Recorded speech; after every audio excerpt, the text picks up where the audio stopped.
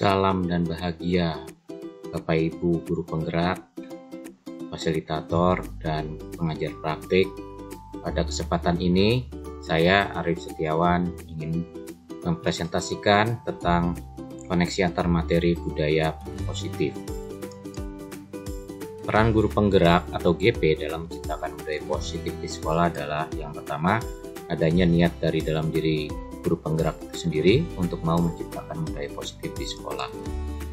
Yang kedua, guru penggerak menyadari bahwa pendidikan adalah suatu usaha untuk menuntun murid memperoleh kemerdekaannya dan dapat berkembang sesuai kodrat alam dan kodrat zaman. Yang ketiga, mengajak kepala sekolah dan semua guru untuk meninjau ulang tata tertib sekolah dan berkolaborasi menyempurnakan tata tertib tersebut dan menghilangkan pemberian hukuman dan sanksi yang tidak mendidik. Yang keempat, mengajak semua guru untuk menerapkan praktik baik tentang kedisiplinan dari diri masing-masing guru. Jadi di sini sebelum mendisiplinkan murid-murid, guru harus mendisiplinkan diri sendirinya dahulu sebagai contoh buat para muridnya.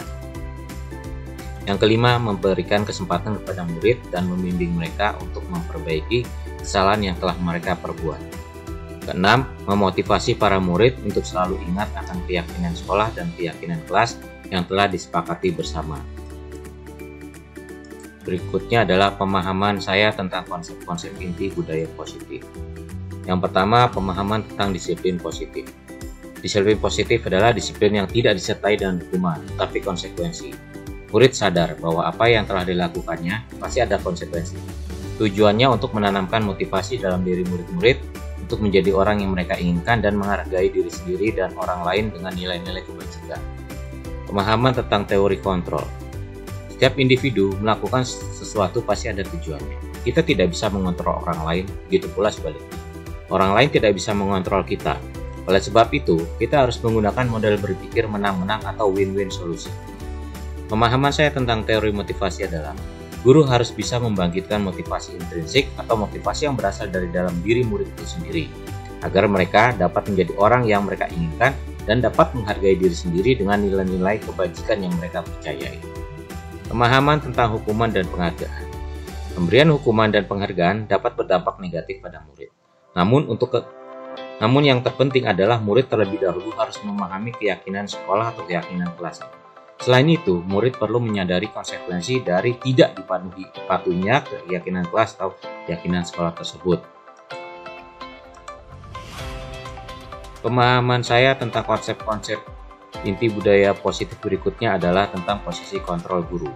Dalam kegiatan pembelajaran, posisi kontrol guru yang terbaik dan ideal adalah sebagai manajer. Karena sebagai manajer, guru akan mempersilahkan murid untuk dapat selalu mempertanggungjawabkan perilakunya dan mencari solusi dari penyelesaian masalahnya sendiri. Pemahaman tentang kebutuhan dasar manusia. Guru perlu memahami 5 kebutuhan dasar manusia. Karena untuk dapat membantu memecahkan permasalahan murid, kita terlebih dahulu harus mencari tahu apa yang melatar belakangi murid melakukan perbuatan tersebut. Dengan kata lain, kita harus bisa mengidentifikasi apa kebutuhan murid yang belum terpenuhi. Pemahaman tentang keyakinan kelas. Guru dan murid sama-sama memahami tugas masing-masing dalam pembelajaran. Dengan demikian, akan tercipta suasana saling menghormati dan menyayangi.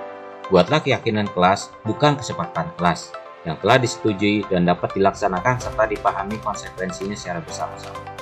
Pemahaman tentang segitiga restitusi. Segitiga restitusi dijadikan sebagai cara untuk menyelesaikan permasalahan. Guru dapat berdiskusi dengan murid yang terlibat dalam masalah di sekolah, dimulai dari menstabilkan identitas, memvalidasi tindakan yang salah, dan menanyakan keyakinan. Setelah ketiga tahap tersebut dilakukan, maka guru dapat menanyakan apa yang ingin murid lakukan untuk memperbaiki situasi. Itu pemahaman saya tentang konsep-konsep inti budaya positif. Berikutnya adalah hal-hal yang menarik dan di luar dugaan selama saya mempelajari modul budaya positif ini. Yang pertama adalah pemberian hukuman dapat memberikan efek jerah. Itu pemahaman saya dulu. Tetapi ternyata tidak selalu begitu. Ada murid yang berkali-kali dihukum tidak jerah juga. Jadi di sini pemberian hukuman dapat dihilangkan dan diganti dengan konsekuensi yang dapat menyadarkan murid akan akibat yang dapat terima dari melakukan pelanggaran. Yang kedua, menciptakan keyakinan kelas, bukan kesepakatan kelas. Keyakinan kelas akan diyakini dan dipercaya oleh murid, sehingga mereka dapat mematuhi semua peraturan yang ada secara sukarela, bukan karena rasa takut. Jadi murid akan patuh kepada keyakinan yang telah dibuat dengan rasa berasal dari diri sendiri, bukan karena takut sama guru atau takut dihukum. Yang ketiga, penyelesaian masalah dengan metode segitiga restitusi. Dengan metode ini, murid akan semakin sadar akan apa yang telah mereka perbuat dan mereka akan lebih dihargai karena diberi kesempatan untuk melakukan perbaikan atas kesalahannya. Berikutnya adalah perubahan yang terjadi pada cara berpikir saya setelah saya mempelajari modul ini. Yang pertama, modul ini telah memberikan pencerahan bagi saya karena telah menambah wawasan saya, khususnya tentang budaya positif yang dapat diterapkan di sekolah. Yang kedua, cara berpikir saya tentang budaya positif mengalami perubahan yang signifikan. Dahulu saya beranggapan, memberikan hukuman kepada murid akan menciptakan efek jera, apalagi kalau hukuman itu dilaksanakan di depan murid-murid lain. Kesannya guru itu ditakuti oleh murid, tetapi anggapan itu ternyata salah. Memberikan hukuman justru dapat memperburuk situasi. Murid yang dihukum akan merasa tertekan dan depresi. Sementara bagi murid lain, patuh kepada keyakinan sekolah atau keyakinan kelas disebabkan karena adanya rasa takut kepada guru atau takut dihukum. Yang ketiga, modul ini juga telah mengubah pola pikir saya. Modul ini menyadarkan pada saya tentang bagaimana cara menyelesaikan permasalahan dengan metode segitiga restitusi. Dengan metode ini, semua pihak yang terlibat dalam permasalahan akan berada dalam posisi menang-menang atau win-win solution. Pengalaman saya terkait penerapan budaya positif di sekolah adalah, yaitu ketika pada saat penilaian tengah semester beberapa bulan yang lalu, seorang anak di kelas saya, ya kita sebut saja X, ketahuan membawa kertas contekan di pelajaran agama dan kemudian ketahuan sama guru pengawasnya dan kemudian mendapat hukuman, yaitu kertas contekannya diambil. Saya mendapat informasi itu dari guru pengawas ruangannya. Besoknya setelah selesai PTS, saya panggil X ini ke perpustakaan untuk berdiskusi. Saat itu saya tanya, apa yang dilakukan kemarin saat PTS agama? X kemudian menjawab dengan jujur kalau dia telah membuka contekan. Nah, dan ketahuan sama pengawas ruangannya. Setelah itu saya tanya kenapa melakukan perbuatan itu, dan X pun menjawab kalau dia tidak siap menghadapi PTS agama dan dia tidak belajar, malah dia bermain game di HP-nya. Saya kemudian mengingatkan lagi tentang tata tertib PTS, di mana murid yang kedapatan membuka contekan akan diberikan nilai 0. X menyadari hal ini dan mengerti konsekuensinya. X pun meminta maaf pada saya, pada guru pengawas ruangannya, dan guru agamanya, serta X berjanji tidak akan mencontek lagi. X juga bersedia untuk melakukan perbaikan PTS atau mengerjakan PTS ulang guna memperbaiki nilainya. Setelah peristiwa tersebut hingga sekarang ini, X selalu mengerjakan soal-soal ujiannya dengan jujur karena sadar akan konsekuensinya kalau mencontek. Perasaan saya telah menerapkan budaya positif di sekolah pada saat peristiwa tersebut adalah senang dan bahagia. Senang karena mengetahui bahwa secara tidak langsung saya telah menerapkan konsep-konsep budaya positif, khususnya segitiga restitusi di sekolah, jauh sebelum saya memperoleh materi budaya positif ini. Saya merasa bahagia karena murid-murid saya dapat menyadari akan kesalahannya dan mau bertanggung jawab untuk memperbaiki kesalahannya tersebut. Bukan itu saja, murid saya juga menyadari konsekuensi dari mencontek dan ia telah berusaha untuk bersikap jujur, tidak mencontek lagi, paling tidak hingga sekarang ini. Hal-hal yang sudah baik dan perlu diperbaiki dalam penerapan budaya positif di sekolah. Hal-hal yang sudah baik adalah posisi kontrol guru sebagai manajer. Kemudian adanya keyakinan sekolah, yaitu peraturan atau tata tertib PTS tersebut. Penyelidikan latar belakang murid mencontek, menanyakan mengapa murid tersebut mencontek. Kemudian guru tidak memberikan hukuman. Saya tidak berikan hukuman, tetapi saya mengingatkan tentang konsekuensi yang dihadapi. Kemudian murid juga menyadari kesalahannya dan berusaha untuk memperbaiki kesalahannya tersebut. Sementara hal-hal yang perlu diperbaiki adalah penerapan segitiga restitusi ternyata belum berjalan optimal karena saya waktu itu belum memahami benar apa itu segitiga restitusi. Kemudian murid sudah mengerti tata tertib PTS. Ternyata memang murid sudah tahu tata tertib tersebut, tetapi pada saat ujian karena mungkin sudah kepepet, murid itu melanggar peraturan, ya, mencontek. Nah, alasannya macam-macam, tidak siap, tidak belajar, karena malamnya itu bukan belajar tapi malah main game di HP. Seperti itu. Itulah adalah hal-hal yang perlu diperbaiki. Posisi kontrol yang paling sering saya pakai sebelum mempelajari budaya positif dan perasaan saya saat itu adalah, kita bahas posisi kontrol yang sering saya pakai dulu. Saya selalu memakai kelima posisi kontrol di sekolah, yaitu sebagai penghukum, pembuat merasa bersalah, sebagai teman, sebagai pemantau, dan sebagai manajer. Kelima posisi kontrol ini dipakai tergantung dari situasi pembelajaran pada saat itu. Jadi, pada waktunya memakai berperan sebagai penghukum, sebagai teman, atau sebagai manajer, seperti itu. Nah, perasaan saya saat itu adalah, saya merasa bangga karena yang pertama telah berhasil membuat murid-murid sadar akan tata tertib sekolah dan mematuhinya. Yang kedua, murid-murid menjadi lebih disiplin dalam mengerjakan dan mengumpulkan tugas-tugas sekolahnya.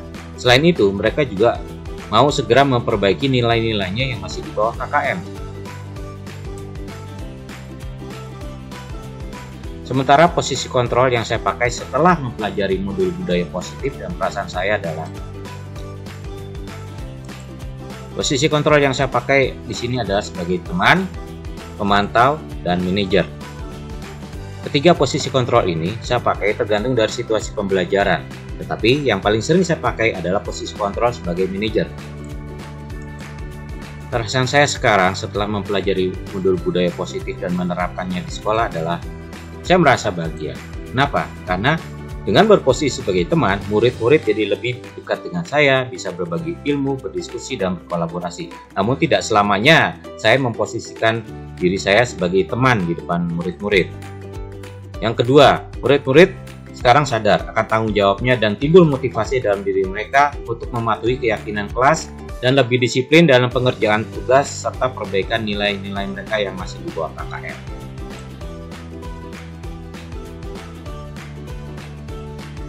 Saya pernah menerapkan segitiga restitusi sebelum mempelajari modul budaya positif ini. Ya, kapan? Yaitu saat saya menyelesaikan permasalahan di sekolah. Namun pada waktu itu saya belum mengetahui apa itu segitiga restitusi. Hampir semua tahap dalam segitiga restitusi pernah saya praktikkan saat ada murid yang memiliki masalah di sekolah. Tetapi yang paling sering saya praktikkan adalah validasi tindakan yang salah dan menanyakan keyakinan kepada murid. Sebagai wali kelas, apabila ada murid yang mengalami permasalahan dalam hal sikap, kedisiplinan, dan nilai akademis, maka yang saya lakukan adalah, pertama, saya akan memanggil murid tersebut untuk berdiskusi di suatu ruangan sekolah dan mengajaknya mengobrol. Biasanya saya melakukannya di perpustakaan sekolah. Mengapa? Karena di tempat itulah suasana hening, tidak banyak orang yang lalu lalang dan bisa mengobrol dengan tenang. Yang kedua, dalam obrolan tersebut saya akan bertanya tentang masalah yang dialami, kemudian menanyakan mengapa berbuat seperti itu dan menanyakan bagaimana keyakinan sekolah atau keyakinan kelas yang murid pahami tentang permasalahan tersebut. Yang ketiga, menyadarkan murid bahwa apa yang telah dilakukannya tidak sesuai dengan keyakinan sekolah atau keyakinan kelas, dan bagaimana konsekuensinya itu saya tanyakan juga kepada murid. Kemudian saya juga menanyakan apa yang harus dilakukan atau mencari solusi permasalahan. Jadi murid itu saya biarkan mencari permasalahannya sendiri dahulu. Murid itu saya biarkan untuk menyelesaikan masalah tersebut dengan caranya sendiri, tetapi tetap sesuai dengan peraturan atau tata tertib yang ada. Kemudian saya juga akan memantau murid itu untuk benar-benar melaksanakan apa yang telah disampaikan kepada saya. Misalnya murid itu berjanji tidak akan melakukan perbuatan itu lagi dan akan meminta maaf atau mengganti kerusakan. Saya akan mengawasi apakah benar murid itu melakukan meminta maaf atau mengganti kerugian yang telah atau kerusakan yang telah dibuatnya. Itu. Hal-hal lain yang harus dipelajari dalam menciptakan budaya positif di sekolah dan kelas adalah, Yang pertama, kita harus mempelajari sifat dan karakter setiap murid dan guru yang ada di sekolah. Kenapa? Karena murid dan guru memiliki sifat dan karakter yang berbeda. Sebagai guru, kita harus mengetahuinya supaya saat berinteraksi, kita tidak menyinggung perasaan murid dan guru tersebut. Yang kedua, menerapkan posisi kontrol yang berbeda dalam situasi yang berbeda. Posisi kontrol yang dapat diterapkan dalam setiap kegiatan di sekolah adalah sebagai teman, pemantau, dan manajer. Tuh. Nah, demikian adalah pemaparan saya. Sebelum saya akhiri pemaparan ini, izinkan saya menyampaikan sebuah pantun. Bunga teratai cantik warnanya, adanya di kolam penuh buaya. Terima kasih atas perhatiannya. Kalau ada salah, maafin ya. Terima kasih.